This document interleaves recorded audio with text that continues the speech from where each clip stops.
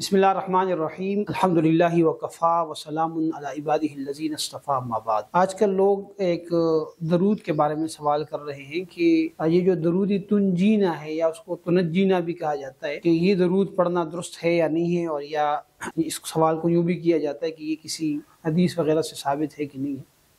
पहले तो ये बात समझ लें कि अल्लाह रब्बुल इज़्ज़त ने कुरान करीम में जनाब नबी करीम सल्लल्लाहु अलैहि वसल्लम की ज़ात बाबरकात पर दरूद सलाम पढ़ने का हुक्म दिया है। फरमाया औज़ु बिल्लाहि मिनश शैतानिर रजीम इन्नल्लाह व मलाइकतहु युसल्लूना अलन नबी या अय्युहल्लज़ीना आमनू सल्लु अलैहि व सल्लिमू तस्लीमा। ईमान वालों, अल्लाह और उसके फरिश्ते जनाब नबी करीम सल्लल्लाहु अलैहि वसल्लम पर दरूद सलाम भेजते हैं। ए ईमान वालों, तुम भी दरूद सलाम भेजा करो। और खुद जनाब नबी करीम सल्लल्लाहु अलैहि वसल्लम ने एक हदीस में इरशाद फरमाया कि मन सल्ला अलैहि वाहिदतन सल्लल्लाहु अलैहि अशरा, कि जो मुझ पर एक मरतबा दरूद पढ़ता है, अल्लाह ताला उस पर 10 दफ़ा रहमत नाज़िल फरमाता है। दरूद सलाम पढ़ना जनाब नबी करीम सल्लल्लाहु अलैहि वसल्लम का हक भी है, और आप अलैहिस्सलाम के लिए उम्मत का वो तोहफ़ा भी है जिसका हुक्म दिया गया, और इस पर अल्लाह रब्बुल इज़्ज़त बहुत खुश होते हैं, सवाब अता फरमाते हैं। और दरूद शरीफ के अपने बहुत सारे फ़ज़ाइल और बरक़ात हैं जो मुख्तलिफ अहादीस के अंदर मनक़ूल हैं, और इस पर उलमा ने मुस्तकिल किताबें भी लिखी हैं। अलबत्ता ये बात याद रखें कि दरूद व सलाम पढ़ने के लिए जो सीगे हैं या जो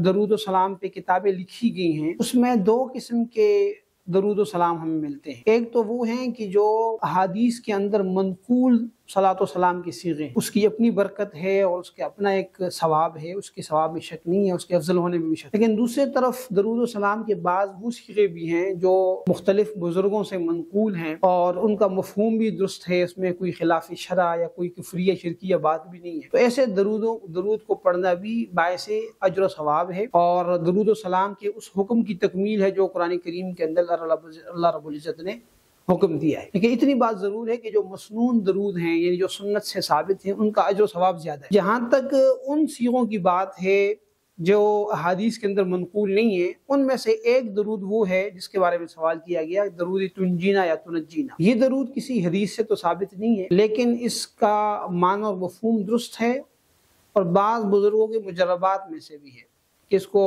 आम तौर पर तकलीफ़ और परेशानी के वक्त पढ़ा जाता है, तो उससे अल्लाह रब्बुल इज़्ज़त उस तकलीफ़ और परेशानी को दूर कर देते हैं। ये एक तजर्बा है जिसको हम मुजरबात कह सकते हैं।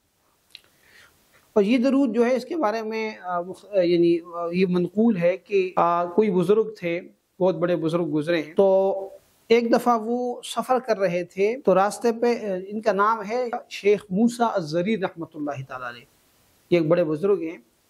तो एक दफ़ा ये सफ़र कर रहे थे, उनके साथ और लोग भी थे, तो उनकी जो कश्ती थी वो तूफ़ान में गिर गई, और वो तूफ़ान ऐसा था कि जिससे आम तौर पर, यानी उस तूफ़ान के बारे में मशहूर था, ख़ास किस्म का तूफ़ान था, उससे लोग बचते नहीं थे।